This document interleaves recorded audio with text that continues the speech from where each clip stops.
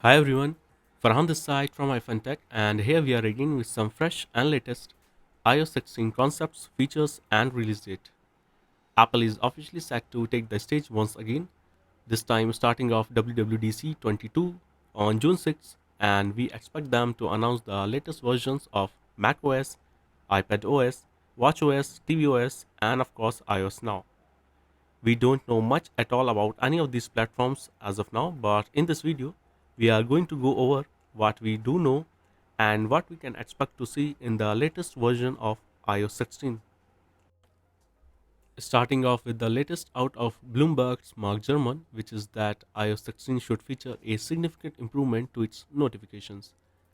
Notifications on iOS has always been a huge mess in my opinion, but it's gotten a little bit better when Apple introduced group notifications a few years ago. But there is still a plenty of room for improvement here, and that's apparently what we might be getting. Unfortunately, we don't have any real info on how notifications will be improved, but it could start with some big changes to focus mode. Recent reports coming out of the 15.5 beta code reveals a new warning message that tells user the chosen focus mode requires a software update to be enabled, which could signify that some major enhancements are on the horizon, which could require iOS 16 to be installed.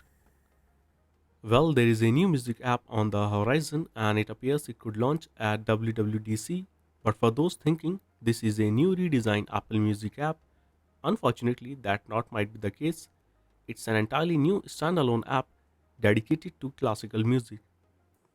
Last year, Apple announced its purchase of classical music streaming service PrimePhonic, which offered advanced search and browse features specifically optimized for classical music now.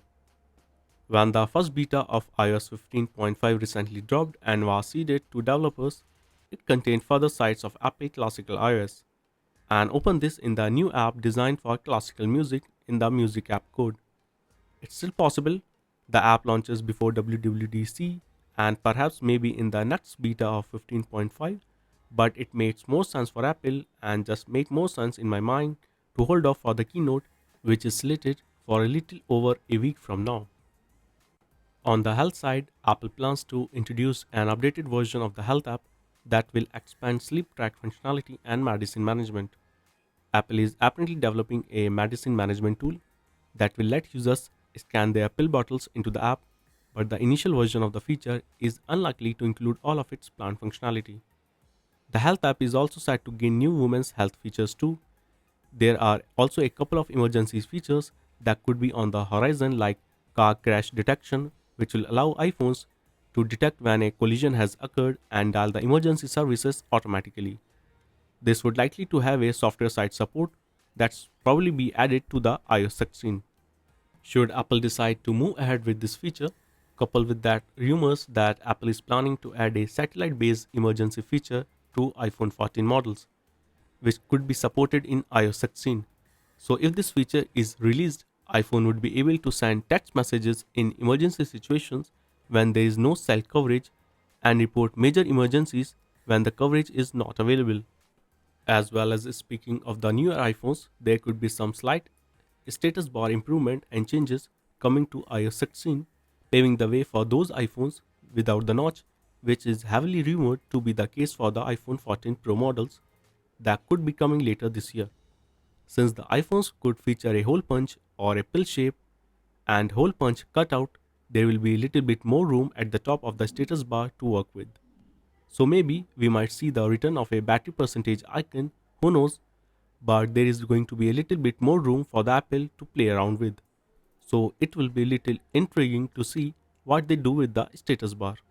Like I said, there is really not a whole lot that we do know, and we have really covered the whole list. So let's start about what I would like to see first. I would like to see the interactive widgets, and there were actually some rumblings a few months ago about this, and maybe more recently with a leaked screenshot that came out a few months ago. But the users was pretty quick to point out the inconsistencies here, like the remote doesn't look like anything like the Apple TV remote, and things that maybe make this not so legit in other ways. I would like to see some level of interactive widgets regardless implemented into iOS 16. If Apple is worried about what the developers might do with it, or how our batteries might fare with those being constantly available and interactive, then maybe the company could start small and release interactive widgets for its own apps and core functions.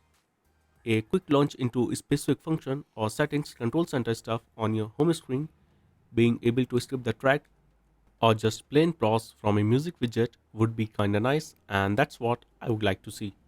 There was also a ton of rumblings about the always on display when the iPhone 13 was rumored to be coming out, and I'm not entirely sure there is anything from a hardware standpoint that's really holding back this feature from being available, at least not in terms of the iPhone 13 Pro models.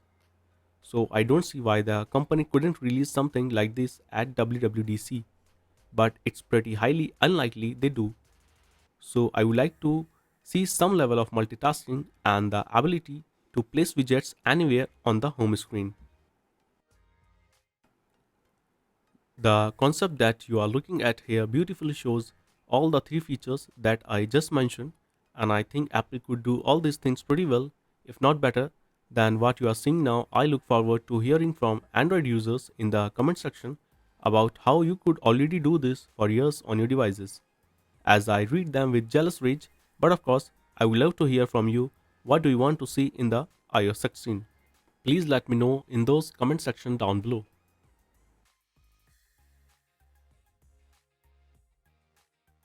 So that's a wrap for this video.